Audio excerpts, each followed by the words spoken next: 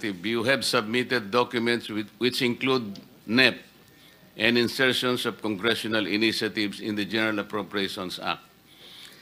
Pero ang kailangan po nating malaman, sino po ang naglagay ng mga insertions na ito at saang lugar ang sakop ng mga proyektong ito.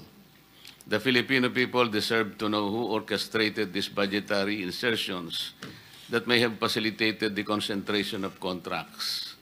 Hindi po namin nilalahat pero marami dito ang insertions na maanomalya. Mamaya po ay isa-hisahin po natin yung difference po ng NEP na binigay na ceiling, for example, ng DBM sa DPWH.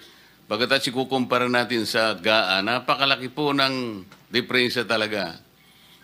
Hindi kami halos makapaniwala kung bakit meron na nga ceiling na binigay ang DBM. Pagdating sa GAA, katakot-takot na patong ang nangyari.